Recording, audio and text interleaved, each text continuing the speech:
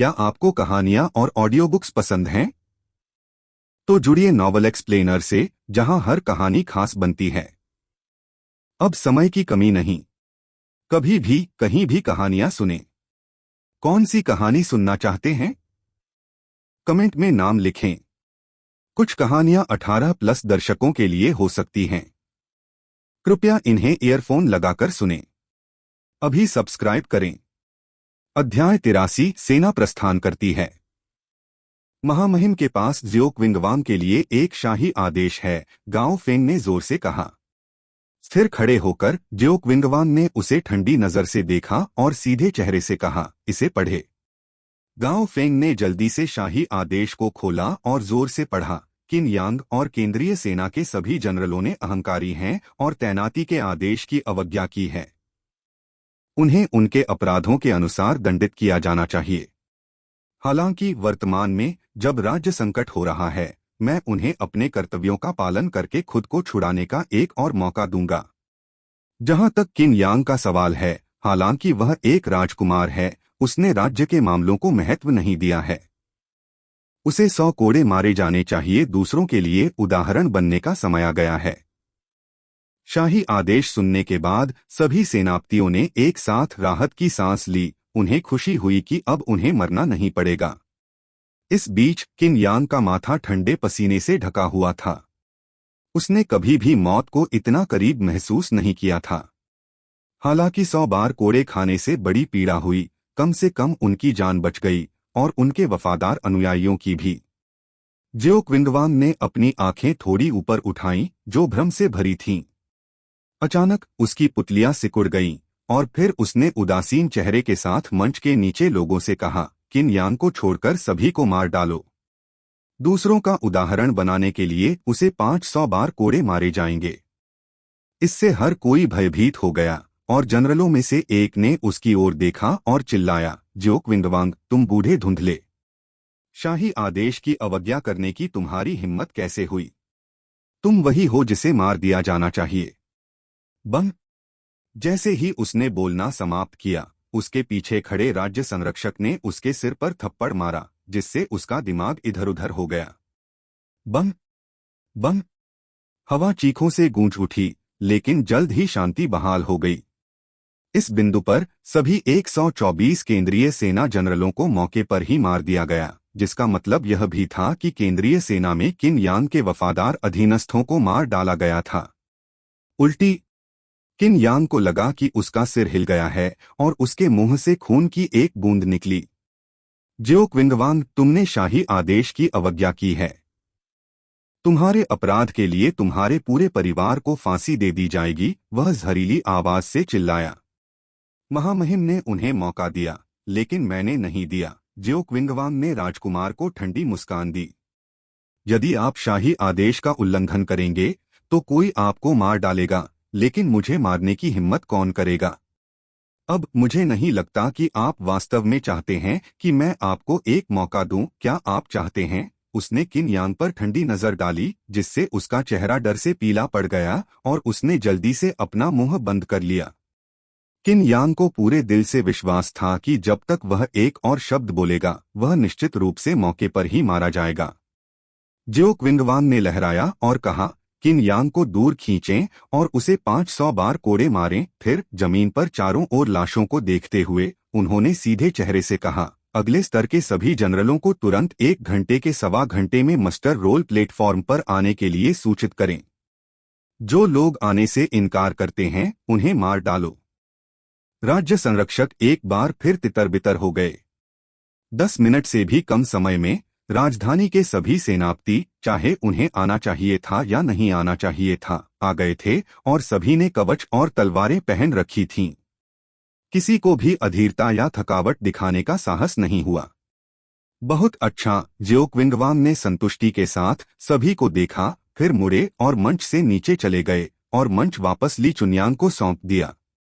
वह सीधे मंच के बाईं ओर वाली सीट पर गया और बैठ गया और यूनक्सियाओ से कहा, मैंने पहला काम पूरा कर लिया है।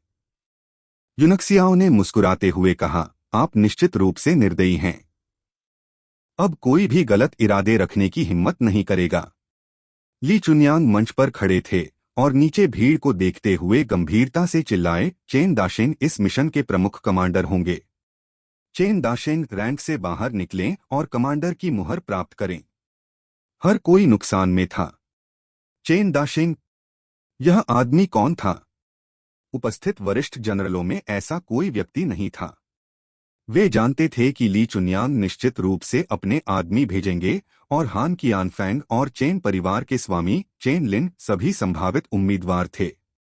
लेकिन किसी को उम्मीद नहीं थी कि वह इतना अजीब नाम लेकर आएंगे।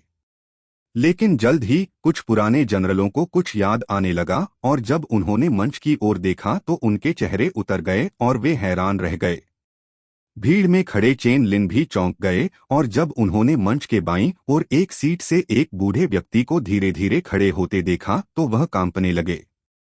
उसे लगा कि कुछ तरल पदार्थ के कारण उसकी दृष्टि धुंधली हो गई है और जब उसने बूढ़े व्यक्ति का चेहरा देखा तो वह उसे रोक नहीं सका। वह दौड़कर अपने घुटनों के बल गिर गया और फूट फूट कर रोने लगा। पिताजी, पिताजी, यह वास्तव में आप ही हैं। आप अभी भी जीवित हैं। चेन दाशेन भी आंसू में थे। अपनी खुशी से उबरते हुए उसने अपने बेटे के सिर पर थपथपाया, फिर उसका चेहरा अचानक काला पड़ गया और उसने बेटे को लात मारकर दूर कर दिया। आप हमारे परिवार को शर्मिंदा कर रहे हैं। मास्टर रोल, मंच के सामने रोना बंद करो। उसके बाद वह मंच के सामने की ओर बढ़ा और दोनों हाथों से कमांडर की मुहर ले ली, फिर चिल्लाया, चेन दाशेन को आदेश प्राप्त हुआ। उसने सील को ऊंचा रखा और मंच पर चलने से पहले भीड़ को एक पल के लिए इसे देखने दिया और चिल्लाकर कहा, हान कियानफैंग, रैंक से बाहर निकलो। जी महाराज। हान कियानफैंग जल्दी से आगे बढ़े। वह भी इस तथ्य से स्तब्ध था कि चेन दाशेन अभी भी जीवित था। हालांकि वह चेन लिन की तरह रोया नहीं, उसका दिल खुशी से भरा था। चेन दाशेन ने एक टोकन निकाला और उस पर फेंक दिया। आप बाईं ओर के अग्रभाग का नेतृत्व करेंगे। मैं आपको 1,00,000 आदमी दूंगा। समझ गया महाराज। चेन लिन, पद से हट जाओ। हाँ मेरे प्रभु। अभी भी आंसू में चेन लिन उत्साह से आगे आए। चेन दाशेन ने गुस्से में चिल्लाते हुए एक टोकन पकड़ा और उसे चेन लिन के चेहरे पर फेंक दिया। आप 1,00,000 सैनिकों के साथ दाहिनी ओर के अग्रभाग का भी नेतृत्व करेंगे। समझा। रोते हुए चेन लिन ने टोकन उठाया और वापस रैंक में चला गया। ली यूनक्सियाओ, पद से हट जाओ। यूनक्सियाओ मंच के बाईं ओर अपनी सीट से उठा और चेन दाशेन के पास गया, फिर उसकी मुट्ठी पकड़ी और कहा, मैं यहाँ हूँ। आप मुझसे क्या चाहते हैं? चेन दाशेन ने भौहें चढ़ा दी। यदि दूसरों ने उसके सामने इतना अशिष्ट होने का साहस किया तो उन्हें निश्चित रूप से दंडित किया जाएगा। लेकिन चूंकि वह आदमी यूनक्सियाओ था, इसलिए उसने उससे बहस करने की जहमत नहीं उठाई। उन्होंने एक टोकन छोड़ते हुए कहा, अब मैं आपको मुख्य रसद अधिकारी के रूप में नियुक्त करता हूं। आप निर्बाध रसद सहायता और प्रावधान प्रदान करने के लिए 2,000 छात्र सैनिकों का नेतृत्व करेंगे। यूनक्सियाओ के चेहरे पर एक कुटिल मुस्कान दिखाई दी। उन्हें उम्मीद नहीं थी कि उन्हें लॉजिस्टिक्स का प्रभारी बनाया जाएगा। जैसे तैसे उन्होंने टोकन लिया और अपनी सीट पर लौट आए। 2,000 छात्रों में से कुछ खुश थे तो कुछ दुखी। जो लोग खुश थे वे इसलिए खुश थे क्योंकि उन्हें लगा कि अग्रिम पंक्ति में न जाकर वे सुरक्षित रहेंगे, जबकि अन्य दुखी थे क्योंकि वे किन यू के वफादार अनुयायी नहीं बन पाएंगे, क्योंकि युद्ध में लड़ने का उनका मौका छीन लिया गया था। चेन दाशेन फिर चिल्लाया, आप में से बाकी लोग मेरे अधीन हैं और अब हम मार्च करेंगे। हम मार्च करेंगे। सभी सेनापति एक स्वर में चिल्लाए, उनकी आवाजें आसमान तक उठीं। शहर छोड़ने से पहले सशस्त्र और बख्तरबंद सैनिकों की टुकड़ियों ने राजधानी के चारों ओर मार्च करना शुरू कर दिया। प्रत्येक सेना के युद्ध में जाने से पहले यह प्रथा थी। तभी किन यू चेन दाशेन के पास गया और सम्मान की दृष्टि से बोला, जनरल चेन तियानशुई की सुरक्षा अब पूरी तरह से आपको सौंपी गई है। चेन दाशेन ने सिर हिलाया और कहा, निश्चिंत रहें महामहिम। अगर मैंने दुश्मन को वापस वहीं नहीं फेंक दिया जहां से वे आए थे, तो मैं वापस नहीं आऊंगा। ली चुनयांग भी आए और उनका कंधा थपथपाया। दाशेन, सावधान रहें और ध्यान रखें। चिंता मत करो भाई, मैं 5 साल की यातना के बाद नहीं मरी तो अब क्यों मरूंगी। जैसे ही सेना शहर छोड़ रही थी, 2 लोग अचानक भागे और चिल्लाते हुए सीधे यूक्सियाओं के पास आए। यंग मास्टर यूं, हमें अपने साथ ले जाओ। इसके बाद वे सीधे उनके रथ में कूद पड़े। उसने उन पर नजर डाली और पाया कि यह हान बाई और चेन जेन थे। दोनों उदास लग रहे थे। सेना कमांडर का रथ 30 मीटर से अधिक लंबा और 10 मीटर चौड़ा था। इसे 8 घोड़ों द्वारा खींचा जाता था और इसमें दर्जनों लोग बैठ सकते थे। यह पता चला कि चूंकि उनकी योग्यताएं थोड़ी खराब थीं, हालांकि उन्होंने यूनक्सियाओं द्वारा दी गई मूल प्रभाव वाली गोलियां लेने के बाद सभी 7 चक्र खोल लिए थे, वे आगे कोई सफलता हासिल करने में असमर्थ थे। यह तब था जब अकादमी ने मिशन के लिए छात्रों की भर्ती शुरू की और न्यूनतम आवश्यकता यह थी कि आवेदक को एक योद्धा होना चाहिए। क्रूर वास्तविकता ने उन्हें उदास कर दिया। बाद में जब उन्हें पता चला कि यूनक्सियाओं को छात्र सेना का कमांडर नियुक्त किया गया है, तो वे तुरंत शहर के गेट पर खुशी से इंतजार करने लगे और फिर जब वह पास आया तो उस पर टूट पड़े। आश्चर्यचकित होकर यूनक्सियाओं ने कहा, क्या आपकी योग्यता सचमुच इतनी खराब है? मुझे विश्वास नहीं हो रहा है कि मेरी मूल प्रभाव वाली गोलियां लेने के बाद भी आप सफल नहीं हुए और योद्धा नहीं बने। हान बाई ने अपनी प्राइमर्डियल क्यूई को थोड़ा सा जारी किया और एक योद्धा की रोशनी तुरंत उसके शरीर से निकली। व्यंग्य भरी मुस्कान के साथ उन्होंने कहा, मुझे कल रात नींद नहीं आई और आज सुबह नींद खुली, लेकिन एक दिन बहुत देर हो चुकी है। चेन जेन ने दुखी होकर कहा, आपकी नींद मेरी नींद से बेहतर है। मैं 3 दिनों से अड़चन में फंसा हुआ हूं और अभी तक नहीं टूट पाया हूं। मेंग बाई, जो पास में बैठी थी, ने आश्चर्य से कहा, जिस रात मैंने मूल प्रभाव वाली गोली ली उस रात मैं सफल हो गई और एक योद्धा बन गई, और उससे पहले मैंने केवल 5 चक्र खोले थे। भाइयों, ऐसा लगता है कि आपकी योग्यताएं कुछ हद तक सामान्य से अलग हैं, क्या आपको ऐसा नहीं लगता? चेन जेन ने गुस्से में कहा, इससे पता चलता है कि यंग मास्टर युन ने पसंदीदा भूमिका निभाई है, क्योंकि उन्होंने हमें जो गोलियां दी उनकी गुणवत्ता आपके जितनी अच्छी नहीं है। हम यह स्पष्ट है कि आप बेकार हैं, लेकिन आप गोली को दोष देते हैं। रथ पर बने तंबू से एक आवाज आई, कौन है? मुझे डांटने की हिम्मत कौन कर रहा है? गुस्से में चेन जेन ने तंबू के फ्लैप को लात मारकर खोल दिया और दहाड़ते हुए अंदर भाग गया। सभी ने सोचा कि कुछ हंगामा होगा, लेकिन चेन जेन ने फिर कभी शोर नहीं मचाया, जैसे कि वह समुद्र में गिर गया हो। हान बाई ने त्योरियां चढ़ाते हुए कहा, क्या हो रहा है? क्या उसके पिता वहां हैं? यूनक्सियाओ केवल मुस्कुराया। अगर सच कहा जाए तो न केवल चेन जेन के पिता बल्कि उसके पिता के पिता भी वहां थे। ठीक उसी समय तंबू के अंदर से एक चीख निकली। यह चेन जेन की आवाज थी। उसके कुछ देर बाद चेन दाशेंग की आवाज सुनाई दी, यूनक्सियाओ और हान बाई, अंदर आओ। वे तंबू में चले गए, जिस पर चेन दाशेंग, चेन लिन और हान कियानफैंग ने कब्जा कर लिया था। वे रणनीति पर चर्चा कर रहे थे, लेकिन वे अब रुक गए थे जबकि चेन जेन जमीन पर घुटने टेककर पसीना बहा रहा था।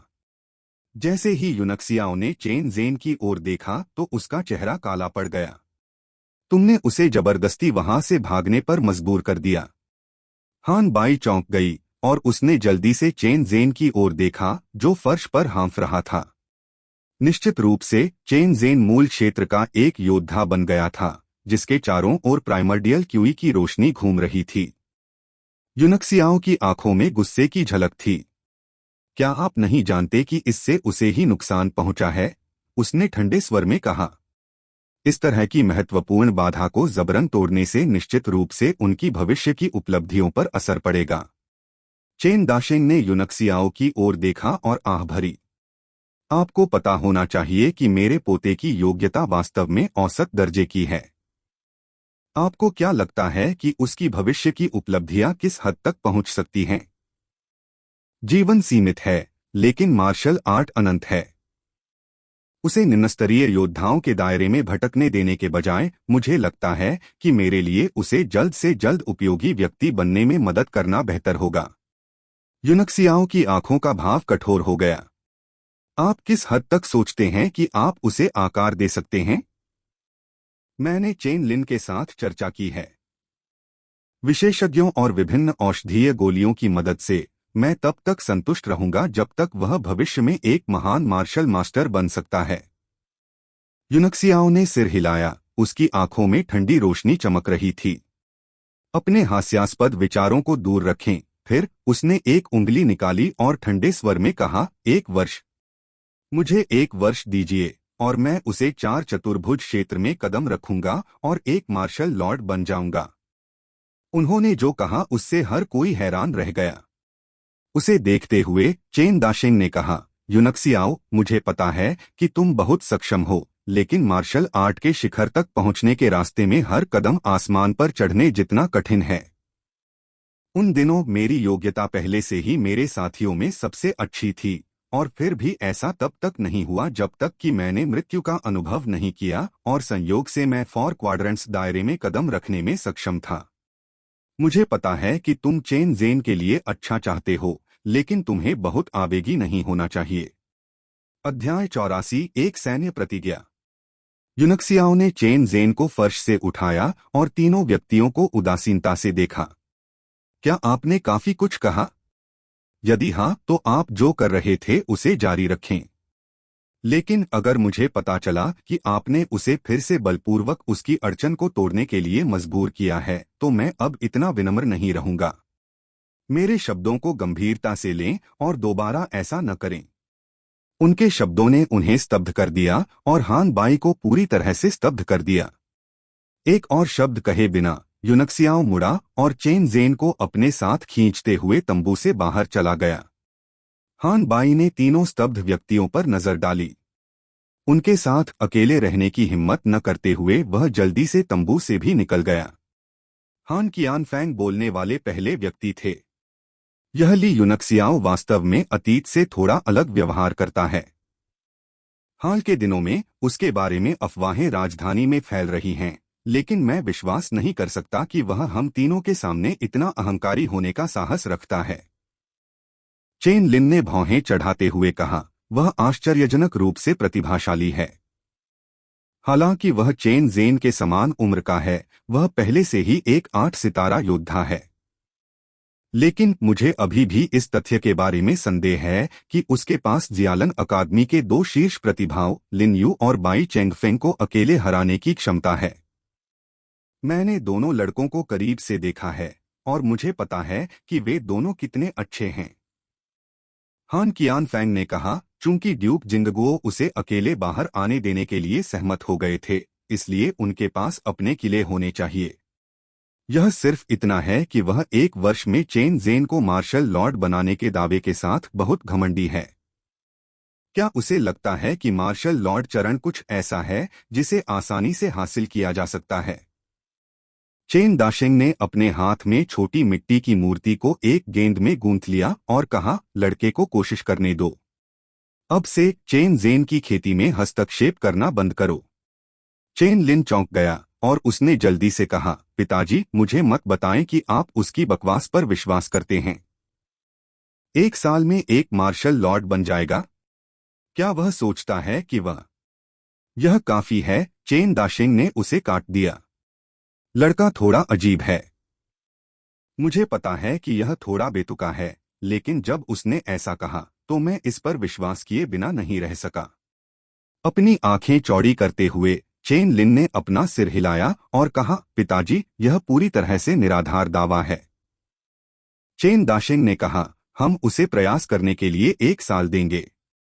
अपने साधना आधार के साथ आप उस भावना को महसूस नहीं कर सकते जो मैंने महसूस की थी। यह एक विश्वास है जो किसी की सहज प्रवृत्ति से आता है। और एक बात है जो आप नहीं जानते हैं, लड़का एक वास्तविक दूसरे स्तर का मास्टर अल्केमिस्ट है। चेन लिन और हान कियानफैंग की आंखें बड़े आश्चर्य से चौड़ी हो गईं। तंबू से बाहर निकलने के बाद यूनक्सियाओ ने चेन ज़ेन को जिया रोंग के पास फेंक दिया और कहा, उसे बारिश की गोली दो और उसकी खेती के स्तर को स्थिर करो। फिर वह पास खड़े एक हवलदार से पूछने के लिए मुड़ा, अगला शहर कौन सा है और हमें पहुंचने में कितना समय लगेगा? हवलदार ने उसे सलाम किया और उत्तर दिया, महाराज, अगला शहर यांगपू है। अपनी वर्तमान गति से हम 10 दिनों में पहुंचेंगे। 10 दिन? इतना लंबा? यूनक्सियाओं ने दूर की ओर देखते हुए भौहें चढ़ा लीं। अपने पिछले जीवन में वह पैदल यात्रा करने की भावना को पहले ही भूल चुका था, क्योंकि वह अंतरिक्ष को चीर सकता था और पलक झपकते ही हजारों मील दूर किसी भी गंतव्य तक पहुंच सकता था। क्यों? बोरियत महसूस होने लगी है। किसी समय चेन दाशिंग तंबू से बाहर चला गया और उसके पीछे खड़ा हो गया। उन्होंने हंसते हुए कहा, हम पहले से ही उच्चतम गति से आगे बढ़ रहे हैं। अगर हम सामान्य गति से आगे बढ़े तो हमें कम से कम 1 महीना लगेगा। युद्ध कठिन काम है, मजा नहीं। यूनक्सियाओं ने उसकी ओर घूरकर देखा। मजा? मैं बस जल्दी पहुंचना चाहता हूं ताकि मैं चेन ज़ेन को उसके खेती स्तर को अस्थायी रूप से स्थिर करने और आपके द्वारा उस पर किए गए नकारात्मक प्रभावों को खत्म करने के लिए कुछ जड़ी बूटियां ढूंढ सकूं। चेन दाशिंग को लगा कि उसके गले में कुछ फंस गया है और उसने पाया कि लड़के की आभा किसी तरह उसकी आभा को दबा रही थी, जिससे वह परेशान हो गया। आखिरकार मैं प्रमुख कमांडर हूं। मुझे लड़के का अहंकार थोड़ा कम करना होगा, उसने मन ही मन सोचा। सबसे तेज गति से आगे बढ़ रहे सैनिकों की ओर इशारा करते हुए उन्होंने पूछा, आप सेना के बारे में क्या सोचते हैं, लड़के? यूनक्सियाओं ने उदासीनता से उत्तर दिया, सबसे अच्छा औसत दर्जे का। सबसे अच्छा औसत दर्जे का? चेन दाशिंग ने उपहास किया। आप वास्तव में एक हरा भरा लड़का हैं जिसने कभी दुनिया का अनुभव नहीं किया है। यह 4 लाख सैनिकों की सेना है। हालांकि वे सर्वश्रेष्ठ नहीं हैं, वे अच्छी तरह से अनुशासित और अच्छी तरह से प्रशिक्षित हैं, जिसे उनके मार्चिंग के विवरण से देखा जा सकता है। उन्होंने अपने चेहरे पर एक विजयी भाव के साथ व्याख्यान दिया। और सेना के ऊपर हल्के से दिखाई देने वाले जानलेवा हवा के उस बादल को देखो जो केवल तभी उत्पन्न हो सकता है जब एक सेना जीवन और मृत्यु की लड़ाई से गुजरी हो। जानलेवा हवा? ठीक है, मुझे यह पता है। यूनक्सियाओं ने उसकी बात काट दी। दोपहर हो चुकी है, आपकी दवा लेने का समय हो गया है। शिक्षक युनशांग से अपने ठंडे जहर को दबाने के लिए कहना न भूलें। चेन दाशिंग वहीं खड़े रहे और बेहद शर्मिंदा महसूस कर रहे थे, जबकि आसपास के लोगों ने अपने मुंह को हाथों से ढककर अपनी हंसी को दबाने की बहुत कोशिश की। क्रोध के आवेश में उन्होंने कहा, मैं जानता हूं कि आप एक कीमियागर हैं और आप सोच सकते हैं कि आप इस वजह से महान व्यक्ति हैं, लेकिन आगे बढ़ना और युद्ध करना। यूनक्सियाओं ने अपनी भौहें सिकोड़ लीं और बूढ़े व्यक्ति को एक बार फिर से रोका। जानलेवा हवा, तुमने कहा। उन्होंने छात्र सेना पर उंगली उठाई जो पीछे की ओर विभिन्न प्रावधानों की रक्षा कर रही थी, और कहा, 10 दिन बाद सेना के यांगपू शहर में प्रवेश करने से पहले इन 2000 छात्र सैनिकों की जानलेवा हवा आपकी 4 लाख सैनिकों की सेना को दबा देगी। क्या आप इस पर विश्वास करते हैं? हाँ हाँ। आपके अहंकार की कोई सीमा नहीं है। क्या आपको लगता है कि जानलेवा हवा वह हवा है जिसमें हम सब सांस लेते हैं? कुछ ऐसा जो आप सिर्फ अपने हाथ हिलाकर पा सकते हैं। चेन दाशिंग जोरदार हंसी में फूट पड़े। अपने सिर की ओर इशारा करते हुए यूनक्सियाओं ने ठंडे स्वर में कहा, मैं अब अपने सिर से एक सैन्य प्रतिज्ञा करता हूं कि अगर मैं 10 दिन बाद हार जाता हूं तो मैं अपना सिर काट दूंगा और तुम्हें इसे गेंद की तरह मारने दूंगा। लेकिन अगर मैं जीत गया तो मैं तुम्हारी जगह मुख्य कमांडर बन जाऊंगा और मैं चाहता हूं कि तुम मेरे लिए काम करो। चेन दाशिंग की अभिव्यक्ति में भारी बदलाव आया और उनके आसपास के सभी लोग आश्चर्यचकित रह गए। सैन्य प्रतिज्ञा कोई खेल नहीं है। छात्र सेना के कमांडर के रूप में आपको पता होना चाहिए कि आपके द्वारा कहे गए प्रत्येक शब्द के लिए आपको जिम्मेदार ठहराया जाता है। यूनक्सियाओ हंसा और अपना सिर हिलाया। बेशक मुझे पता है, लेकिन मुझे प्रावधानों की सुरक्षा का काम आपको वापस सौंपना होगा। मैं अब उन्हें तेजी से आगे बढ़ाऊंगा। 10 दिन बाद यांगपू में मिलते हैं। जब तक वह समाप्त कर चुका, वह हवा में उछल गया और हल्के से दूसरे रथ पर गिर गया। उसके बाद जी मेंग, जियारोंग, मेंग वू और उसके भाई चेन ज़ेन और हान बाई थे। रथ के शीर्ष पर खड़े होकर यूनक्सियाओ जोर से चिल्लाया, छात्र सेना के लड़के और लड़कियों, सुनो। अब सभी सामान नीचे रख दो और पूरी गति से मेरे रथ के पीछे चलो। सार्जेंट ने घोड़ों पर प्रहार किया, जिससे यूनक्सियाओं का रथ बाकियों से आगे निकल गया और जल्द ही सेना का नेतृत्व करने लगा। जल्द ही 2000 छात्रों ने अपनी गति बढ़ा दी और उसे पकड़ लिया। ये छात्र असाधारण शक्ति वाले योद्धा थे। इससे कोई फर्क नहीं पड़ता कि यह उनकी सहन शक्ति या साधना का आधार था। वे सामान्य सैनिकों की तुलना में कम से कम कई गुना अधिक मजबूत थे, इसलिए उन्हें दौड़ना शुरू करने में बहुत अधिक प्रयास नहीं करना पड़ा। जल्द ही यूनक्सियाओं के नेतृत्व में छात्र सेना ने सेना को पछाड़ दिया और दूर तक मार्च किया। चेन दाशेंग का चेहरा चमक उठा जब उसने धूल के उस बादल को देखा जिसने सामने आकाश को धुंधला कर दिया था। पिताजी, आप उसे कैसे जाने दे सकते हैं? चेन लिन ने चौंकते हुए कहा। वह बकवास कर रहा है। क्या आप सचमुच विश्वास करते हैं कि वह छात्र सेना को केवल 10 दिनों में केंद्रीय सेना की तुलना में अधिक घातक वायु उत्पन्न कर सकता है, जबकि उन्हें रास्ते में मार्च करने की जरूरत है? बिल्कुल नहीं, चेन दाशेंग ने ठंडी खर्राटे के साथ कहा। इसने चेन लिन को भ्रमित कर दिया। फिर तुमने ऐसा क्यों किया? और उसने अपने सिर से प्रतिज्ञा की है। अगर वह सचमुच... चेन दाशेंग ने अचानक उसके सिर के पीछे थप्पड़ मारा और चिल्लाया, यहाँ किसी ने उसकी सैन्य प्रतिज्ञा सुनी? क्या तुम सच में चाहते हो कि मैं उस लड़के को सैन्य कानून के जरिए मार दूं? जब समय आएगा मैं बस उसे बांध दूंगा और उसकी पिटाई करूंगा। इतना कहने के बाद वह मुड़ा और अपने तंबू की ओर जाने लगा और चलते चलते अपने आप से बड़बड़ाते हुए बोला, हाँ, मेरे शरीर में फिर से दर्द होने लगा है। सचमुच अब मेरी दवा लेने का समय हो गया है। जैसे ही वह मुड़ा, उसकी नजर जियो क्विंगवांग और लुओ युनशांग पर पड़ी, जो किसी समय रथ पर आ गए थे।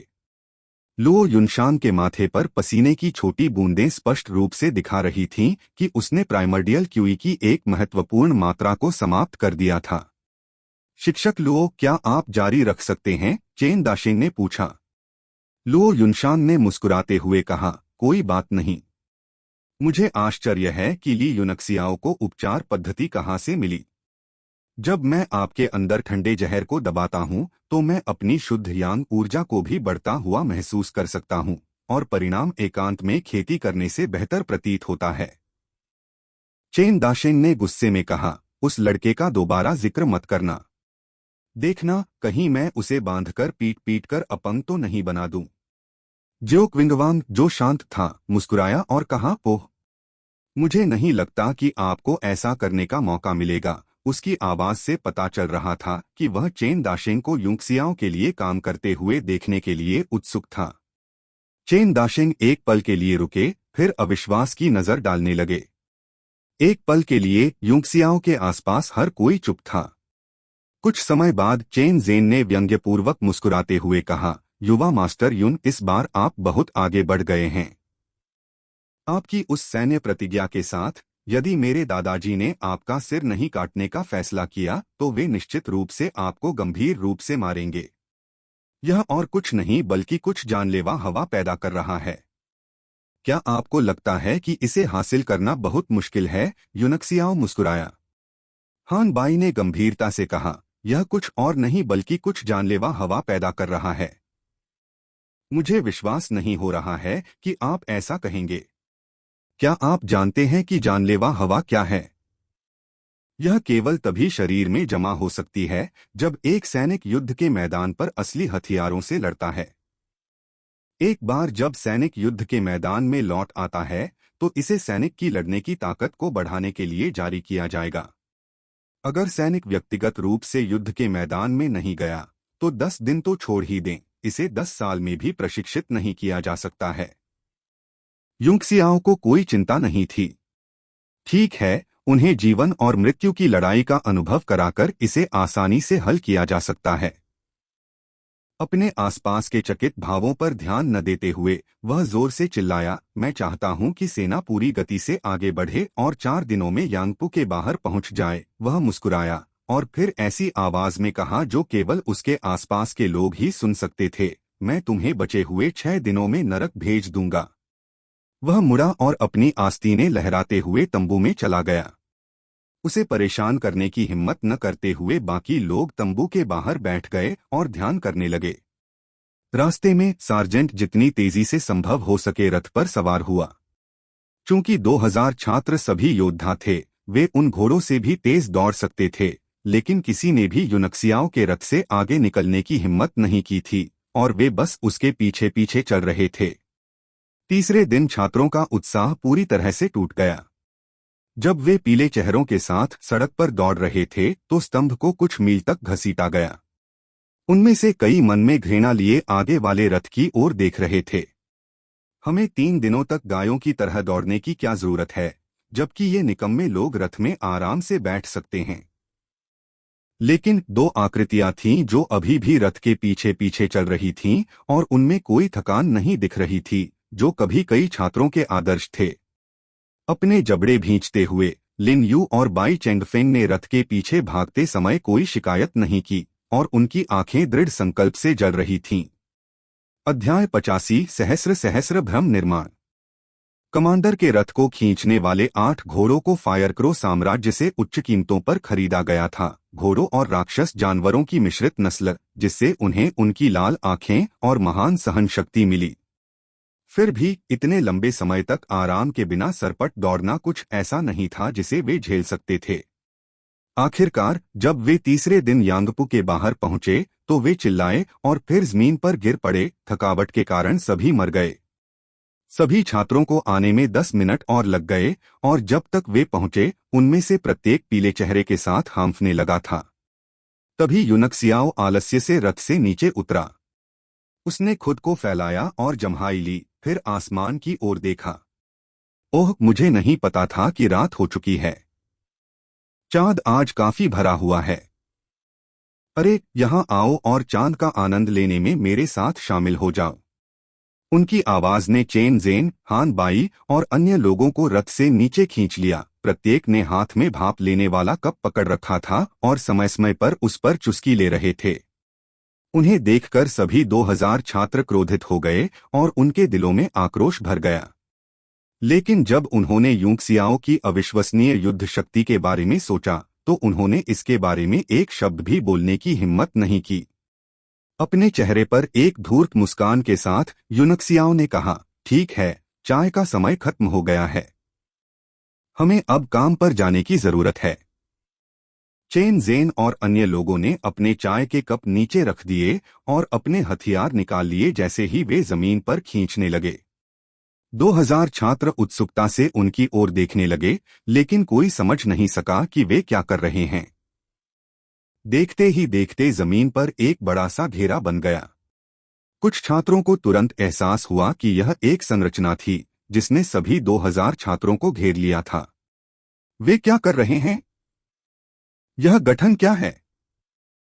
स्वर्ग! क्या आप जानते हैं कि इतनी बड़ी संरचना को सक्रिय करने के लिए कितने आदिम पत्थरों की आवश्यकता होती है?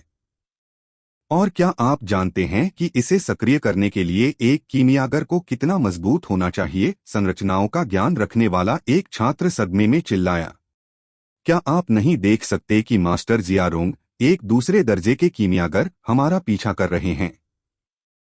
टीएसके, मुझे पता है कि यह क्या है। यह एक विशाल पुनर्स्थापना संरचना होनी चाहिए।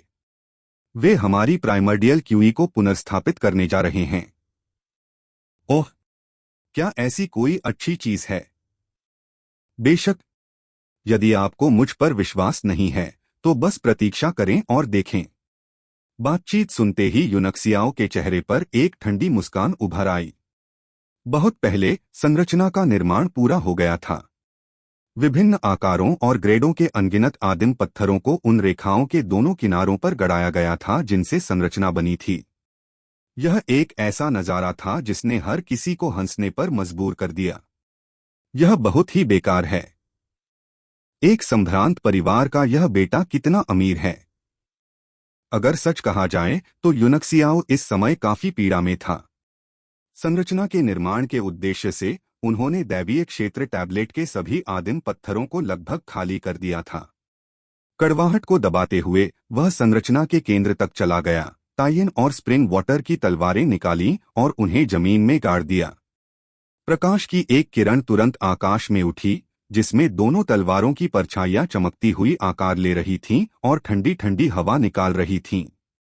छात्रों की सेना, जिन्होंने कभी इतना शानदार दृश्य नहीं देखा था, जब उनमें से प्रत्येक ने आकाश की ओर देखा तो तुरंत आकर्षित हो गए।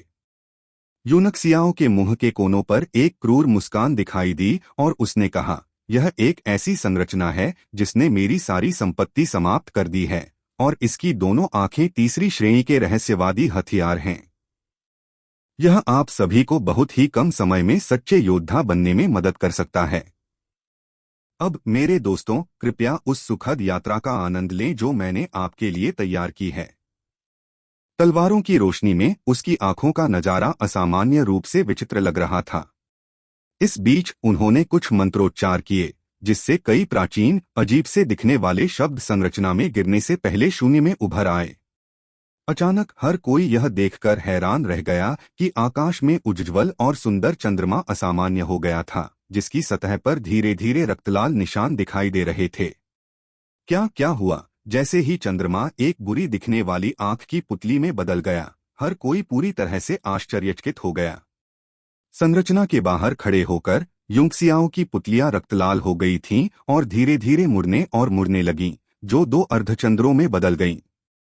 फिर अचानक उनका विस्तार हुआ और चंद्रमा से एक बुरी शक्ति फैल गई। समूह में शामिल सभी छात्रों के दिलों में एक झटका सा महसूस हुआ, क्योंकि रक्तलाल चंद्रमा से निकलने वाली अजीब शक्ति ने तुरंत उनके दिमाग को नियंत्रित कर लिया। उनकी अभिव्यक्ति शून्य होने लगी, क्योंकि वे सभी शून्यता से हवा की ओर देखने लगे। जब फॉर्मेशन के बाहर खड़े लोगों ने इसकी ओर देखा, तो उन्होंने देखा कि प्रत्येक छात्र शून्य चेहरे के साथ वहीं जमे हुए थे। उन्हें क्या हुआ? यंग मास्टर यू चेन जेन ने आश्चर्यचकित होकर पूछा। यूनक्सियाओं ने उन्हें केवल संरचना के निर्माण के चरण बताए थे, लेकिन उद्देश्य कभी नहीं बताया था। यूनक्सियाओं ने मुड़कर उसकी ओर देखा। दुष्ट दिखने वाले विद्यार्थियों की जोड़ी ने चेन जेन को डरा दिया और उसे कुछ कदम पीछे कर दिया। अंदर जाओगे और कुछ मजा भी करोगे, इससे पहले कि उसकी आवाज खत्म हो जाए, उसने कुछ कदम उठाए और चेन जेन, हान बाई, मेंगवू और मेंग बाई को गठन में धकेल दिया। केवल जियारोंग और जी मेंग को उसके साथ छोड़ दिया। अपने चेहरे पर डर के भाव के साथ जियारोंग जल्दी से उससे दूर चला गया। दूसरी ओर जी मेंग ने भौहें चढ़ा लीं और स्वयं संरचना में चलना चाहा। अंदर मत जाओ, यूंक्सियाओं ने अचानक कहा। आप एक मार्शल लॉर्ड हैं और जियारोंग दूसरे स्तर के कीमियागर हैं। मेरी आंख की तकनीक अभी भी बहुत कमजोर है, इसलिए मैं आपके दिमाग को नियंत्रित नहीं कर सकता। यह सुनकर जियारोंग ने राहत की सांस ली। उसने अपना साहस जुटाया और यूनक्सियाओं के पास जाकर ध्यान से पूछा, युवा मास्टर यूं, यह गठन?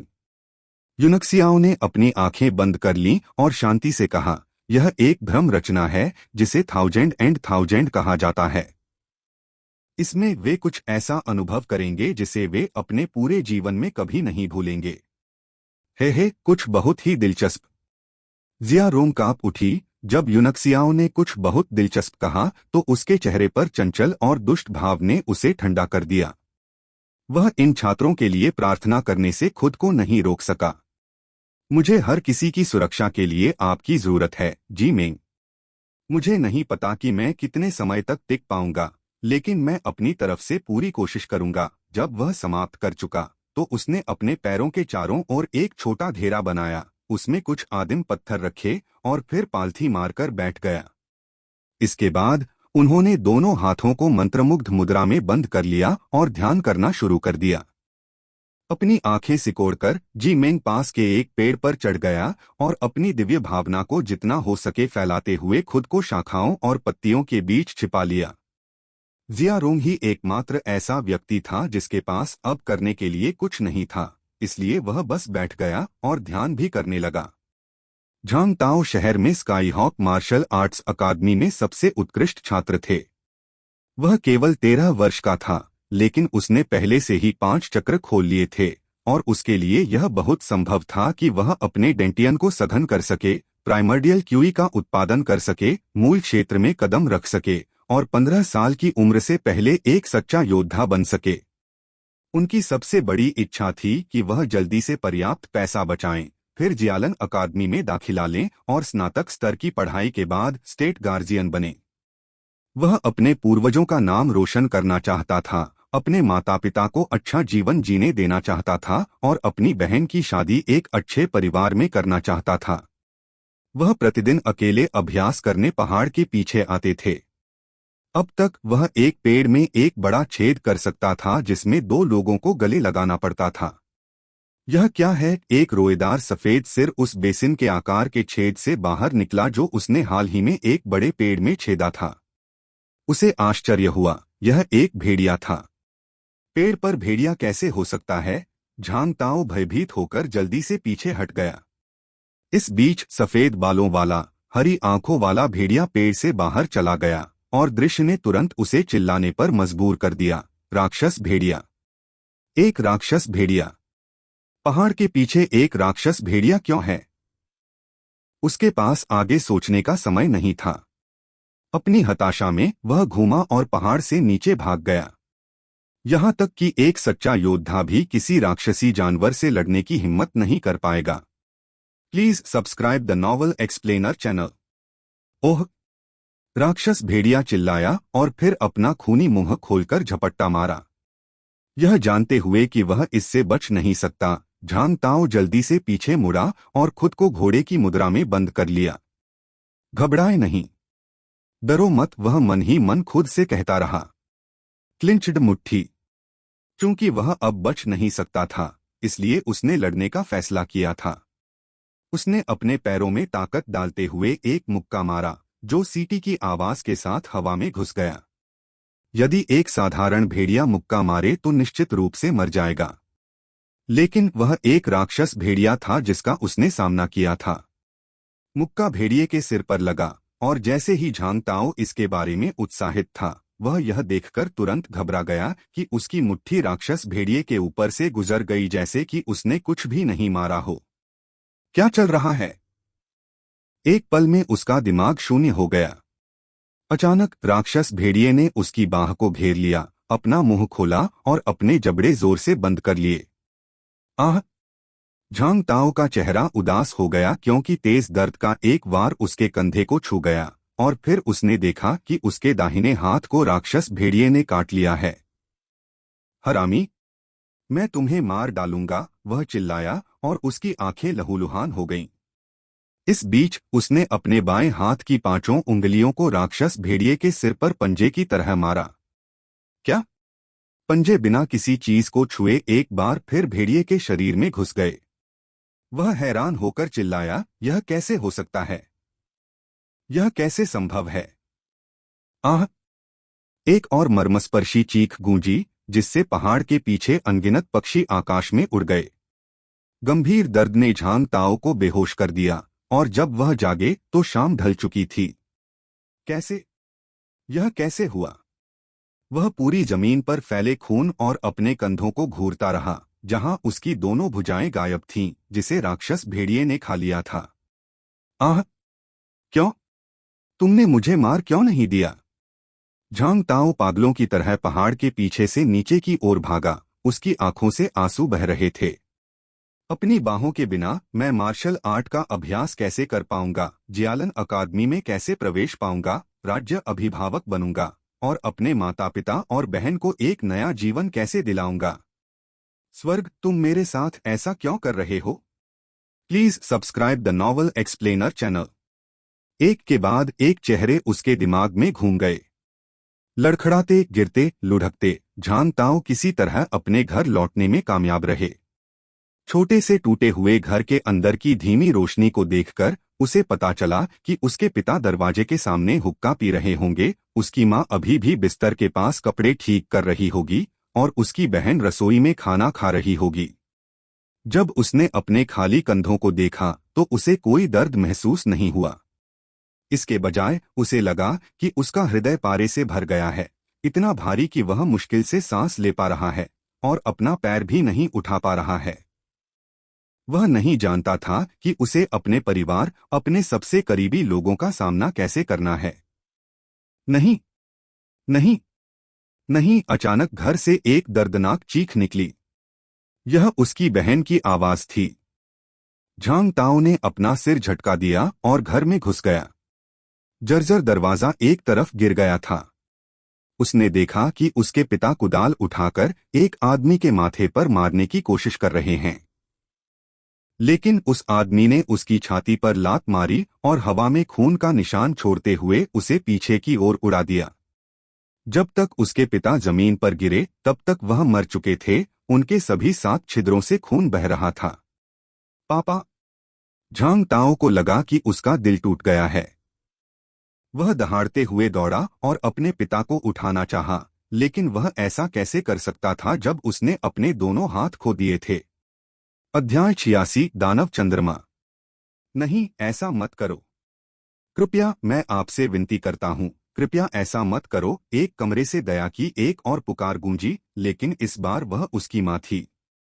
माँ! दुख और आक्रोश में झांग ताओ ठीक समय पर अंदर भागा और उसने देखा कि नगर मजिस्ट्रेट का बेटा अपनी माँ के सिर पर पैर रख रहा है।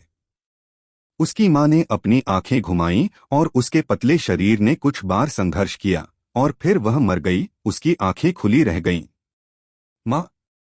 झांग ताओ ने खांसते हुए मुंह से दिल का खून निकाला और उसे अपने चारों ओर की दुनिया घूमती हुई महसूस हुई। पूरी तरह से नग्न नगर मजिस्ट्रेट का बेटा अपनी बहन के मासूम शरीर के ऊपर लेटा हुआ था। उत्तेजना से उसके अंदर और बाहर कूद रहा था, जबकि बदमाशों और गुंडों का एक समूह उनके चारों ओर देख रहा था। उसकी दोनों जांघों से खून बह रहा था और उसका 10 साल की लड़की का युवा चेहरा दर्द से विकृत हो गया था। उसकी आंखें निराशा से भर गईं। हरामखोर! मैं तुम सबको मार डालूंगा। झांग ताओ पूरी तरह से पागल था। एक पागल गाय की तरह वह पुरुषों के समूह की ओर सिर झुकाकर दौड़ा। हम सबको मार डालो? हाँ, मैं तुमसे डरता था, लेकिन अब तुम मुझे कैसे मारोगे जब तुमने अपने दोनों हाथ खो दिए हैं? मेरे लिए इस कूड़े के टुकड़े को पीट पीट कर मार डालो। जैसे ही नगर मजिस्ट्रेट का बेटा बेतहाशा चिल्लाने लगा, उसने एक क्षण के लिए भी अपनी गति नहीं रोकी। इसके बजाय वह और भी तेजी से आगे बढ़ा, मानो वह और अधिक उत्साहित हो रहा हो। झांग ताओ को केवल अपने सिर के ऊपरी हिस्से में तेज दर्द महसूस हुआ और फिर उसे जमीन पर गिरा दिया गया। तूफान की तरह उस पर घूंसे और लातें बरसने लगीं, जिससे उसके सभी अंग और हड्डियां टूट गईं। जल्द ही उसका सिर घूम रहा था और उसकी पुतलियां फैल रही थीं और वह धीरे धीरे बेहोश होने लगा। अपनी बहन के शरीर से बहते खून को एकटक देखते हुए उसे लगा कि उसने अपनी सारी ताकत खो दी है। उसका पूरा शरीर दर्द कर रहा था, लेकिन वह अब इसे महसूस नहीं कर सकता था। अब केवल एक चीज जो वह महसूस कर सकता था वह थी उसके दिल में भयानक दर्द, मानो कोई उसे तेज ब्लेड से काट रहा हो। आह! आह! आह! नगर मजिस्ट्रेट का बेटा बार बार अपनी बहन पर थोपता था।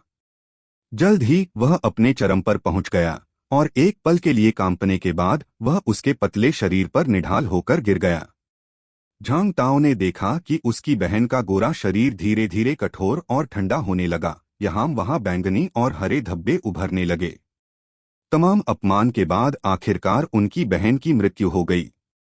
झांग ताओ का दिल एक पल में टूट गया और उसकी फैली हुई पुतलियां अचानक सिकुड़ने लगीं। जमीन पर औंधे मुंह लेटकर उसे महसूस हुआ कि कहीं से ताकत उसकी ओर वापस आ रही है, जिससे उसने अपनी मुट्ठियां कसकर भींच लीं। एक पल के लिए उसे शक्ति का एहसास हुआ जो उसने पहले कभी महसूस नहीं किया था। मुट्ठियां! उसका सिर चकरा गया था। अब मेरे पास मुट्ठियां हैं। वास्तव में अब न केवल उसके दोनों हाथ थे, बल्कि उसके दाहिने हाथ में एक तलवार भी थी, एक चमकीला और ठंडा तेज ब्लेड। मारो मारो मारो! उनका दिमाग बिल्कुल खाली था और तभी उनके दोनों शिष्यों में हत्या का एक बड़ा चरित्र प्रकट हुआ। उसने तलवार उठाई और तेज रोशनी की लकीरों के बीच जिन गुंडे बदमाशों ने अभी अभी उसे पीटा था, वे सब टुकड़े टुकड़े हो गए। एक अच्छी तलवार! जैसे ही वह नगर मजिस्ट्रेट के बेटे के पास पहुंचा, उसका चेहरा बुरी तरह से घूम गया। मारो मारो! मैं सभी को मारने जा रहा हूं। सभी लोग मरने वाले हैं। हाथ में तलवार लेकर झांग ताओ अपने घर से बाहर चला गया और नगर मजिस्ट्रेट के घर की ओर चल पड़ा। वह जहां भी गुजरा अपने पीछे अनगिनत शव जमीन पर छोड़ गया। भागो, अपनी जान बचाने के लिए भागो। झांग ताओ सभी को मार रहा है। नहीं नहीं, मैं वह दादी हूं जो आपके घर के बगल में रहती है। मुझे मत मारो। जाओ, नगर मजिस्ट्रेट को बुलाओ। जल्दी करो। जाओ और इस हत्यारे को काबू में करने के लिए किसी को बुलाओ। अरे नहीं, नगर मजिस्ट्रेट के पूरे परिवार की हत्या कर दी गई है। अब हमें क्या करना चाहिए? कोई तो हमारी मदद करो। Please subscribe the novel explainer channel. भागो, अपनी जान बचाने के लिए भागो। शहर अराजकता में डूब गया था। झांग ताओ को याद नहीं आया कि उसने कितने लोगों को मार डाला था। उसने दिन रात हत्या करना बंद नहीं किया था, और अब चाहे वह कहीं भी जाए, कोई भी जीवित नहीं था। पूरा शहर खाली था। रात अंधेरी थी और चंद्रमा असामान्य रूप से गोल और विशाल था। अपने दिमाग को पूरी तरह से खाली और भावनाओं से रहित आंखों के साथ झांग ताओ ने आकाश में चंद्रमा को देखा। उसने जो देखा वह पूर्णिमा का चाँद नहीं था, बल्कि एक आदमी की विशाल लाल आंख थी। वह अचंभित होकर विशाल नेत्रगोलक को देखता रहा। पूरा शहर मृत, मौन और निर्जीव था। अचानक उसे एक अचेतन अवस्था महसूस हुई, मानो उसके चारों ओर की दुनिया घूमने लगी हो और उसके मन में एक अत्यंत अवास्तविक भावना आने लगी। अगले ही पल सभी शव गायब हो गए और यहाँ तक कि शहर भी गायब हो गया। उसने पलकें झपकाईं और खुद को जंगल में खड़ा पाया, रात के अंधेरे से घिरा हुआ और जियालन अकादमी के 2000 साथियों के साथ, जिनके सिर पर चमकदार गोल चांद था। क्या? झांग ताओ ने चेहरे पर असमंजस के भाव के साथ आसपास की ओर एकटक देखा। दरअसल वह ऐसे लुक वाले अकेले व्यक्ति नहीं थे। ऐसा लग रहा था कि सभी 2000 छात्र मूक हो गए थे। उनकी आंखों में वही भ्रम था। आह! अचानक एक छात्रा फूट फूट कर रोने लगी और उसकी आवाज से तुरंत पूरे जंगल में हंगामा मच गया। प्रत्येक छात्र ने अपना चेहरा ढक लिया या अपनी बाहों के बीच अपना सिर छिपा लिया और विलाप करना शुरू कर दिया, जिससे वातावरण में उदासी भरी आवाजें गूंजने लगीं। यहाँ तक कि कई छात्र ऐसे भी थे जो जमीन पर घुटनों के बल बैठ गए और अपनी मुट्ठियों से जमीन पर मुक्का मारते रहे। उनकी आंखें खून से लथपथ थीं और उनके चेहरे दुख और आक्रोश से ढके हुए थे। जिया रोंग अवाक रह गया जब उसने उन्हें बाहर से देखा। उनकी नजर में ये छात्र मुश्किल से एक दिन और एक रात के लिए वहां खड़े रहे थे। वह समझ नहीं पा रहा था कि उन्हें अचानक इतना तीव्र भावनात्मक उतार चढ़ाव क्यों महसूस हुआ। लेकिन फिर उसे अपनी पीठ पर ठंडक महसूस हुई जब उसने यूनक्सियाओ द्वारा कही गई कुछ दिलचस्प बात के बारे में सोचा। कांपते हुए उसने अपनी आंख के कोने से यूनक्सियाओ पर नजर डाली। यूनक्सियाओ की आंखें सामान्य हो गई थीं, लेकिन वह बेहद पीला पड़ गया था। उसके चारों ओर बारीक रक्तवाहिकाएं नग्न आंखों को स्पष्ट रूप से दिखाई दे रही थीं। जिया रोंग ने राहत की सांस ली और मन ही मन सोचा, अगर ऐसा नहीं होता क्योंकि मैं दूसरे दर्जे का कीमियागर हूं और मेरी आध्यात्मिक ऊर्जा बहुत शक्तिशाली है, तो शायद मुझे उस कुछ दिलचस्प का अनुभव करने के लिए पहले ही फॉर्मेशन में धकेल दिया गया होता। यूनक्सियाओ को अभी अच्छा महसूस नहीं हो रहा था, क्योंकि भार उसकी अपेक्षाओं से अधिक हो गया था। उन्होंने सोचा था कि छात्रों को उनकी आध्यात्मिक ऊर्जा को निम्नतम स्तर तक कम करने के लिए 3 दिन और 3 रातों तक दौड़ाने के बाद वह आसानी से अपनी नेत्र तकनीक और हजार भ्रम निर्माण के साथ उनमें से सभी 2000 को भ्रम में खींच सकते हैं। लेकिन उन्हें उम्मीद नहीं थी कि खपत इतनी अधिक होगी कि उन्हें सभी छात्रों को रिहा करते हुए भ्रम की यात्रा को पहले ही समाप्त करने के लिए मजबूर होना पड़ेगा। जैसे ही उनकी आध्यात्मिक ऊर्जा कटी, सारा भ्रम गायब हो गया। फिर उन्होंने तुरंत अपनी आत्मा की शक्ति को दिव्य क्षेत्र टैबलेट में भेज दिया और अपनी आत्मा को वहां भौतिक बना दिया। सुनहरी महान विस्तार दिव्य तकनीक शून्य में प्रकट हुई और उसकी आत्मा पर गर्मी की किरणें डाली, जैसे सूरज की रोशनी ठंड को दूर कर देती है, जिससे उसे बहुत आरामदायक और पोषित महसूस होता है। वह जिया रोंग की ओर मुड़ा और कहा, रथ पर वापस जाने में मेरी मदद करो। मुझे आराम करने की जरूरत है। उन्हें उस खुशी का आनंद लेने दो कि वे अभी भी रो सकते हैं। आखिर लोगों के पास कभी कभार रोने की भी फुर्सत नहीं थी। जिया रोंग अचंभित रह गया क्योंकि उसने पाया कि यूंगसियाओ पहले से ही इस हद तक कमजोर हो गया था। उसने उन्हें इतना थका हुआ कभी नहीं देखा था, तब भी नहीं जब वे पिछली बार एकांत में गोलियां परिष्कृत कर रहे थे। लेकिन जब उसने उस माया के बारे में सोचा जिसने एक ही समय में सभी 2000 छात्रों को फंसा दिया था, तो वह एक बार फिर कांपने से बच नहीं सका। आधी रात तक भारी दुहक और खुशी का अनुभव करने के बाद 2000 छात्र अब और बर्दाश्त नहीं कर सके और वहीं सो गए। 3 दिन और 3 रातों की भागदौड़ और उसके बाद मानसिक आघातों ने उन्हें पूरी तरह से कुचल दिया था। हर किसी का एक खूबसूरत सपना था जिसमें दुनिया सुखद खुशबू और धूप साफ आसमान से भरी थी। अगले दिन जब वे जागे तो उन्होंने पाया कि वे अपने सपनों की उसी फीकी खुशबू में घिरे हुए हैं। क्या तुम सब जाग गए, छोटे कमीनों? अब उठो, जियारोंग अपनी आंखों के नीचे काले घेरे के साथ गुर्राया। आप सभी ने कल रात आरामदायक नींद ली है ना? क्या आप जानते हैं कि मैंने पूरी रात आपके लिए पर्पल ड्रैगन धूप जलाई थी? तभी सभी को जियारोंग के पास जली हुई लकड़ी का निशान मिला और उसने उसे पंखे से अगरबत्ती का धुआं उनकी ओर बढ़ाते देखा। उन्होंने कभी सोचा भी नहीं था कि जब वे सो रहे होंगे तो दूसरे दर्जे का कीमियागर उनकी सेवा करेगा। भयभीत होकर वे जल्दी से अपने पैरों पर खड़े हो गए और फिर उनमें से प्रत्येक ने जल्दी से गठन के घेरे से बाहर छलांग लगा दी, फिर से इसकी सीमा के भीतर रहने की हिम्मत नहीं की। संरचना में स्थापित आदिम पत्थर धूल के ढेर में बदल गए थे क्योंकि उनमें मौजूद ऊर्जा समाप्त हो गई थी। उस समय यूनक्सियाओ बड़े उत्साह के साथ रथ से बाहर चला गया। उसे देखते ही सभी विद्यार्थियों के चेहरे उतर गए और वे अनायास ही पीछे हट गए, मानो उन्होंने कोई भूत देख लिया हो। जियारोंग की पुतलियां सिकुड़ गईं क्योंकि वह पूरी तरह से सदमे में था। उसे 100% यकीन था कि यूनक्सियाओ ने कल रात अपनी आत्मिक शक्ति पूरी तरह से खत्म कर दी थी। लेकिन अब उनके चेहरे पर ऊर्जावान भाव से यह स्पष्ट था कि उनकी आत्मिक शक्ति पूरी तरह से बहाल हो गई थी। लेकिन अभी तो एक रात ही हुई थी। यह इतनी जल्दी कैसे हो सकता है? यूनक्सियाओ ने मुस्कुराते हुए सभी की ओर देखा। क्या कल सभी ने अच्छा समय बिताया? फूकयू, अच्छा समय मेरे गधे। सभी 2000 छात्र मन ही मन कोस रहे थे, लेकिन किसी को भी अपना गुस्सा जाहिर करने की हिम्मत नहीं हुई। यूनक्सियाओ के चेहरे पर मुस्कान देखकर उन्हें ऐसा लगा मानो उनके चेहरे पर ठंडी हवा का झोंका आ रहा हो, जिससे वे कुछ कदम पीछे चले गए। झांग ताओ का चेहरा पीला पड़ गया था और जब भी वह भ्रम में जो हुआ उसके बारे में सोचता तो कांप उठता। यह बस एक दुःस्वप्न था। मैं जानता हूं कि आप सभी अपने मन में मुझे कोस रहे होंगे।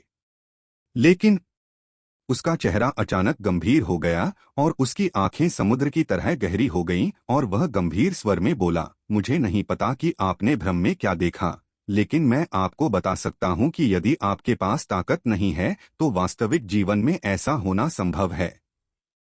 झांग ताओ कांप उठा और वह मन ही मन जोर से चिल्लाया, असंभव, बिल्कुल असंभव। यह बहुत भयानक है। मैं ऐसा कभी नहीं होने दूंगा। ताकत, मुझे ताकत चाहिए। यूनक्सियाओ ने उन युवा चेहरों को उदासीनता से देखा। उनकी नजर में यहां तक कि छात्रों के 2 नेता लिन यू और बाई चेंगफेंग भी सिर्फ बच्चे थे। उस क्षण उसके मुंह के कोने पर एक क्रूर मुस्कान उभर आई। हालांकि भ्रम नकली है, आपके दिलों में जुनून असली है।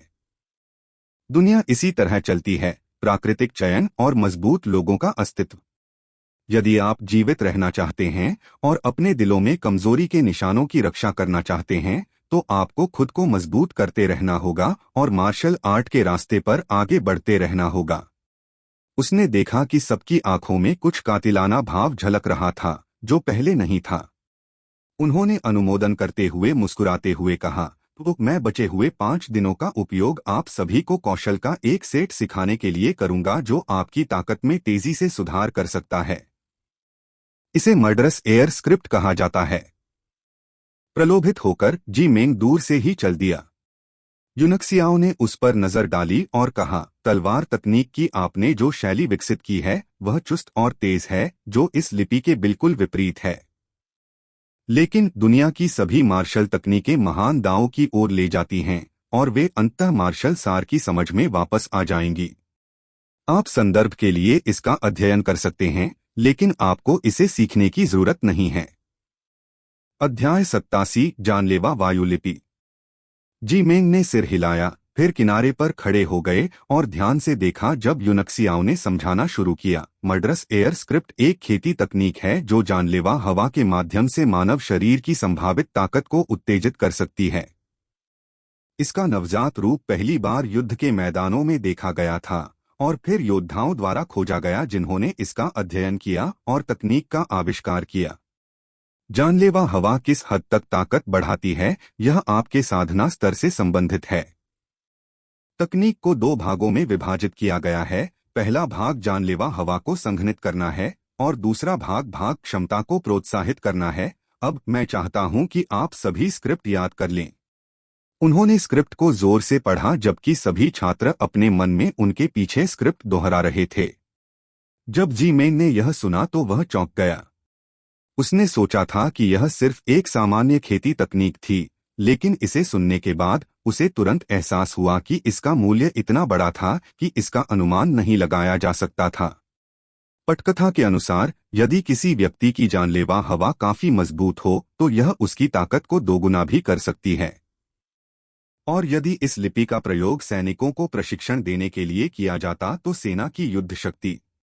उस बारे में सोचते ही जी मेंग को अपने दिल में ठंडक महसूस हुई। यूनक्सियाओ के चेहरे पर उदासीनता को देखते हुए उसे खुद को यह विश्वास दिलाना मुश्किल हो गया कि वह वास्तव में सिर्फ 15 वर्षीय किशोर था।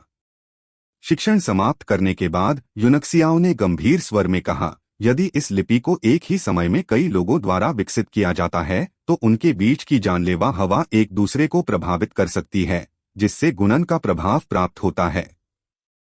मुझे आशा है कि जब आप सभी 5 दिन बाद एक साथ मर्डरस एयर स्क्रिप्ट का अभ्यास करेंगे तो आपकी लड़ने की ताकत दोगुनी हो जाएगी। सभी को प्रोत्साहित करने के लिए जानलेवा वायु में सबसे बड़ी वृद्धि वाले 30 लोगों को दूसरी श्रेणी की औषधीय गोली से सम्मानित किया जाएगा जो बिना किसी दुष्प्रभाव के उनकी क्षमता को बढ़ा सकती है। Please subscribe the novel explainer channel. 2 दर्जे की औषधीय गोली दुष्प्रभाव के बिना क्षमता बढ़ाए। एक पल में सभी की आंखें चमक उठीं। उनके लिए 2 दर्जे की औषधीय गोली उनकी पहुंच से बाहर की चीज थी। सच कहा जाए तो कुलीन परिवारों के कुछ बच्चों को छोड़कर अधिकांश ने पहले दर्जे की औषधीय गोली भी नहीं देखी थी। इनाम सुनते ही जियारोंग के चेहरे पर मुस्कान आ गई, क्योंकि वह जानता था कि उसे उन गोलियों को परिष्कृत करने का काम सौंपा जाएगा। छात्रों के साथ काम पूरा करने के बाद यूनक्सियाओ अपने चेहरे पर एक बड़ी मुस्कान के साथ मेंग बाई को घूरने लगा। यह देखकर वह कांप गया और जल्दी से मेंग वू के पास चला गया। मास्टर, आप क्या चाहते हैं? वह भी अब तक यूनक्सियाओ से बहुत विस्मय में था। भ्रम में उसने जो दुःस्वप्न अनुभव किया था वह अब भी उसे भयभीत कर रहा था। हे यूनक्सियाओ ने अपने होंठ थपथपाए। मुझे सफलता हासिल करने और 9 सितारा योद्धा बनने के लिए आपके जहर की जरूरत है। सभी 2000 छात्र पालथी मार कर बैठ गए और अपनी हत्यारी हवा को थोड़ा थोड़ा करके संघनित करते हुए भ्रम में अपनी निराशा से पैदा हुए हत्यारे दिल को याद करने लगे। दूसरी ओर यूनक्सियाओ ने मेंग बाई के विरोध को नजरअंदाज कर दिया और जबरदस्ती उसका जहर निकालने के लिए उसे रथ में खींच लिया। लंबे चेहरे के साथ जियारोंग ने उन 1000 पक्षियों की गोलियों को परिष्कृत करना शुरू कर दिया। सौभाग्य से दूसरे दर्जे के कीमियागर के रूप में पदोन्नत होने के बाद दूसरे दर्जे की औषधीय गोलियों को परिष्कृत करना काफी आसान हो गया। यदि वह दिन रात काम करता तो वह समय सीमा से पहले उनमें से 30 का उत्पादन कर सकता था। इस बीच जी मेंग ने अपनी आंखें बंद कर लीं और अपने दिमाग में मर्डरस एयर स्क्रिप्ट की सामग्री को ध्यान से देखा। उन्हें एक अस्पष्ट एहसास था कि इसमें निहित मार्शल सार उनकी सफलता की कुंजी थी। जब से उन्हें एक मार्शल लॉर्ड के रूप में पदोन्नत किया गया, उनके खेती के आधार की प्रगति रुक गई थी। हालांकि वह घबरा नहीं रहा था, क्योंकि मार्शल लॉर्ड्स के क्षेत्र में प्रत्येक प्रगति महान मार्शल मास्टर्स के समान नहीं थी। 3 दिन और 3 रात बाद जी मेंग को लगा कि उसकी स्थिर खेती का आधार थोड़ा आगे बढ़ रहा था। तभी एक शक्तिशाली जानलेवा इरादा अचानक उसके चेहरे पर आया। चौंककर उसने झटके से अपना सिर ऊपर उठाया और देखा कि सभी 2000 छात्रों की आंखें लाल हो गई थीं और जानलेवा इरादे के कारण उनके बालों से हल्की गहरी बैंगनी धुंध निकल रही थी, जो कि टेंड्रिल्स में आकाश में उठ गई थी। वह क्या है? उसकी आंखें भय से फैल गईं। छात्र के ऊपर आकाश में गहरे बैंगनी जानलेवा हवा का एक बादल था, जिसने अस्पष्ट रूप से तराजू से ढकी एक विशाल उंगली का आकार ले लिया था, जिसके चारों ओर राक्षसी रोशनी चमक रही थी। हालांकि जी मेंग एक मार्शल लॉर्ड थे, फिर भी उन्हें इसे देखकर ही दम घुटने वाला दबाव महसूस होता था। ओह, बुरा नहीं। मुझे उम्मीद नहीं थी कि वे केवल 3 दिनों में इस हद तक पहुंच जाएंगे। ऐसा लगता है कि भ्रम में उत्तेजना ने एक प्रमुख भूमिका निभाई है। किसी समय युंगसियाओ पहले से ही उसके पीछे खड़ा था और आसमान में मंडराती भयानक उंगली को देखकर मुस्कुरा रहा था। जी मेंग ने जोर से निगल लिया और फिर चौंककर पूछा, युवा मास्टर युंग, क्या वह चीज क्या है? युनक्सियाओ ने शांति से कहा, वध के देवता की उंगली जानलेवा हवा से संघनित हो गई है, जो जानलेवा वायु स्क्रिप्ट का सबसे मजबूत सार भी है। उन्होंने आकाश की ओर देखा और कहा, यह कितना अस्पष्ट और बहता हुआ है। इसे देखते हुए उंगली सबसे बुनियादी स्तर तक भी नहीं पहुंची है। हालांकि केवल 3 दिनों में इस सीमा तक पहुंचना उनके लिए एक अच्छी उपलब्धि माना जाता है। वध के देवता की उंगली, जी मेंग ने खुद से बड़बड़ाया। अगर उंगली वास्तव में साकार हो गई तो यह कितनी शक्तिशाली होगी? भौतिक रूप दिया गया? युनक्सियाओ हंसा। कोई भी कभी भी ऐसा करने में सक्षम नहीं हुआ है। हालांकि अगर वध का देवता हमारी दुनिया में उतरता है तो मुझे लगता है कि वह आसानी से 9 स्वर्ग क्षेत्र के एक मार्शल संप्रभु को एक उंगली से मार सकता है। लेकिन क्या आप जानते हैं कि इसके लिए कितनी घातक हवा की आवश्यकता होती है? खैर, इससे कम से कम दसियों हजार गुना अधिक या शायद सैकड़ों हजारों गुना अधिक। एक मार्शल संप्रभु के लिए भी इतनी अधिक जानलेवा वायु जमा करना असंभव है, एक औसत योद्धा का तो जिक्र ही नहीं। जी मेंग ने राहत की सांस ली। यदि कोई ऐसा कर सकता है तो दुनिया में कौन उसका विरोध कर सकता है? सेना को आने में लगभग 2 दिन और लगेंगे। उन्हें अपनी खेती जारी रखने दीजिए। मैं शहर का दौरा करूंगा और चेन ज़ेन की खेती के स्तर को स्थिर करने के लिए कुछ जड़ी बूटियां ढूंढूंगा। यह सुनकर जियारोंग दौड़कर आई। कृपया मुझे अपने साथ लाओ, यंग मास्टर युन, उसने उदास चेहरा बनाकर कहा। मैं 3 दिन और 3 रातों से बिना आराम किए गोलियां रिफाइन कर रहा हूं। मुझे अपने साथ ले चलो ताकि मैं आराम कर सकूं। और मैं मेंगबाई भी आगे बढ़ी। कुछ दिनों तक जंगल में रहने के बाद वह बीमार और थका हुआ हो गया था। लेकिन फिलहाल उसकी त्वचा गोरी थी, क्योंकि युनक्सियाओ ने उसके अंदर का जहर सुखा दिया था। ठीक है, तुम दोनों मेरे पीछे आओगे।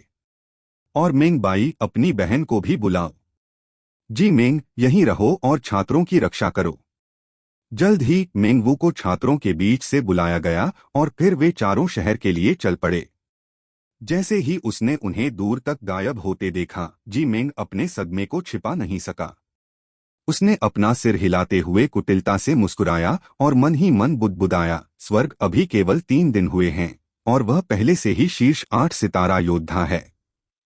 यांगपो वह केंद्र था जो तियानशुई के पूर्व और पश्चिम को जोड़ता था, जिसने इसे अन्य शहरों की तुलना में कहीं अधिक महत्वपूर्ण बना दिया था। और अपनी रणनीतिक स्थिति के कारण यह सबसे समृद्ध शहरों में से एक भी था। जैसे ही वे शहर के पास पहुंचे, युंगसियाओ ने देखा कि जो कोई भी शहर में प्रवेश करना या छोड़ना चाहता है, उसे शुल्क देना होगा, जिससे वह चकित रह गया। जल्द ही उन चारों को गेट पर गार्डों ने रोक लिया। आपको शहर में प्रवेश करने के लिए 800 तांबे के सिक्कों का भुगतान करना होगा, प्रत्येक में 200। एक चांदी का सिक्का 1000 तांबे के सिक्कों के बराबर था। यह महंगा नहीं था, लेकिन जियारोंग ने ठंडे स्वर में पूछा, हमें शहर में प्रवेश करने या छोड़ने के लिए भुगतान क्यों करना पड़ता है? कौन सा कानून ऐसा कहता है? गार्ड रुका और फिर गुस्से से बोला, यह शुल्क आपके लिए शहर में प्रवेश करने का अवसर खरीदने का है। मुझे ऐसा लगता है कि आप शहर में प्रवेश नहीं करना चाहते हैं। अब यहां से चले जाओ। अचानक एक अन्य गार्ड तेजी से आया और पहले गार्ड को एक तरफ खींच लिया और उन चारों की ओर देखते हुए उसके कान में फुसफुसाया। शायद पहरेदारों ने सोचा कि उनके कपड़े पहनने के तरीके से वे कुछ महत्वपूर्ण लोग हो सकते हैं, इसलिए पहले पहरेदार ने भौहें सिकोड़ लीं और अधीरता से हाथ हिलाया, तो फिर इसे भूल जाओ। आप शहर में प्रवेश कर सकते हैं।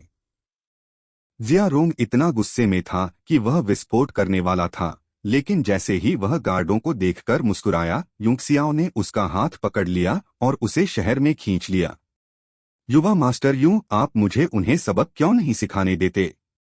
यह स्पष्ट है कि वे अवैध रूप से शुल्क एकत्र कर रहे हैं। यह कानून के खिलाफ है, जियारोंग ने आक्रोश से कहा। युनक्सियाओ मुस्कुराया। बहुत से लोग कानून तोड़ रहे हैं। क्या आप उन सभी को सबक सिखा सकते हैं?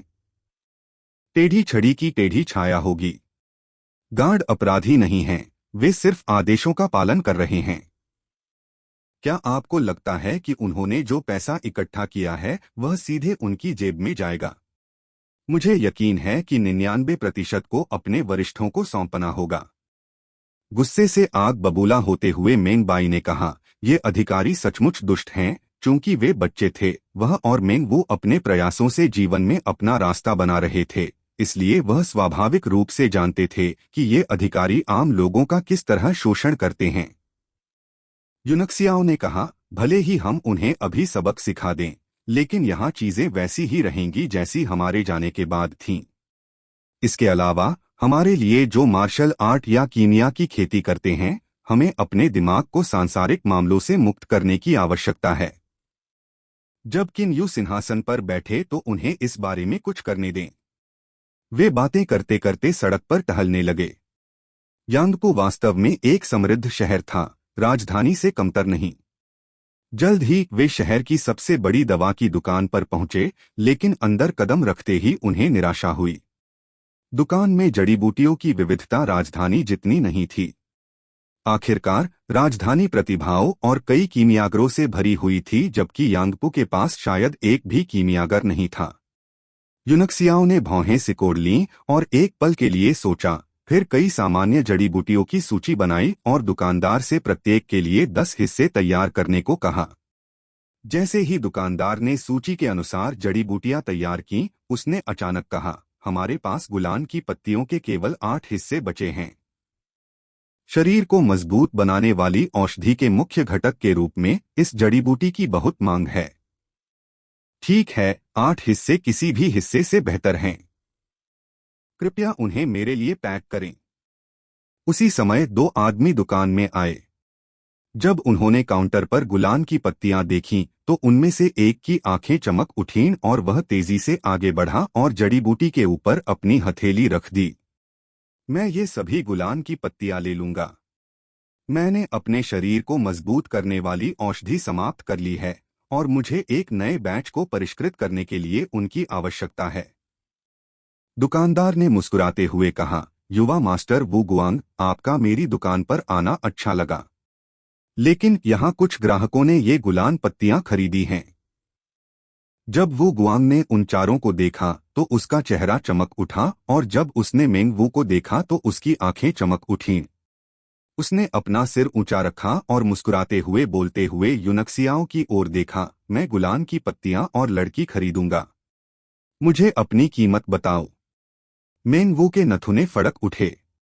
उसे विश्वास नहीं हो रहा था कि कोई उसके साथ किसी सामान की तरह व्यवहार करेगा।